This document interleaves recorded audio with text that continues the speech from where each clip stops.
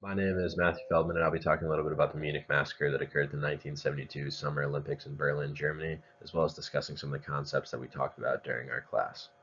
If we go into a quick background of the events that occurred, again, it happened at the 1972 Summer Olympics. It was a hostage situation carried out by the Black September terrorist organization. And actually, what occurred is they were able to scale a fence into the Olympic Village, and once inside, broke into where the Israelis were staying. This kind of included Israeli athletes, Israeli trainers, Israeli coaches. And once inside, they were able to kill a couple of the Israelis that kind of put up a fight, as well as take Israelis hostage. And in a failed rescue of the Israeli hostages, it actually led to even more casualties, and as a whole, 11 Israelis died as a result of this conflict. Now, I kind of want to lead this into some concepts that we talked about during class, and the first one being understanding sports as religion. And I feel like for a lot of people, when they see the word sports as religion, they think instantly to Tim Tebow, kneeling, or maybe some athletes praying after games.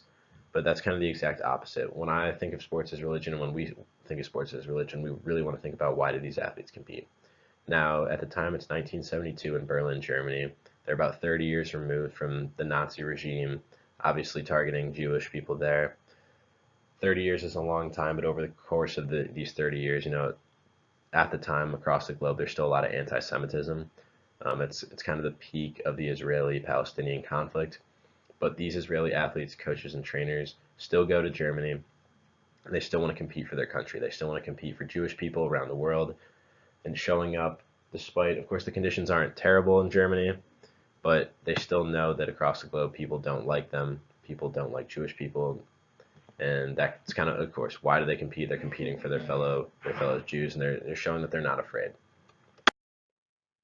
This kind of ties into the Olympic values, like why are these athletes competing? Of course, you think of the Olympics, you think of excellence, respect, friendship, you think of doing your best and representing your country.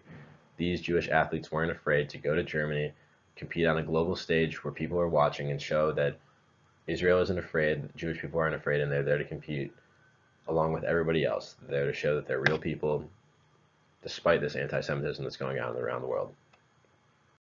We also talked a lot about what it means to be a hero. And this is kind of the final concept I want to hammer home with these Israeli athletes. I look at Yosef Romano, who was an Israeli weightlifter at these 1972 games.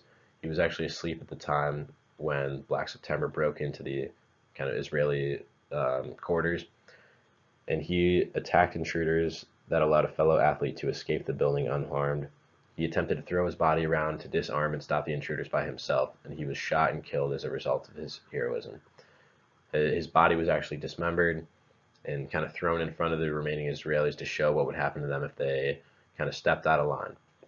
Now, this for me is a true hero. Again, he was already there competing for his fellow Israelis, willing to throw his body on the line and die to protect his fellow countrymen and women, shows just how much of a man Yosef really was.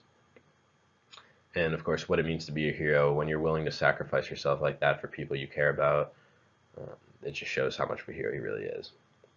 Kind of the last point I wanted to hit home. Thank you so much for listening today. Appreciate it.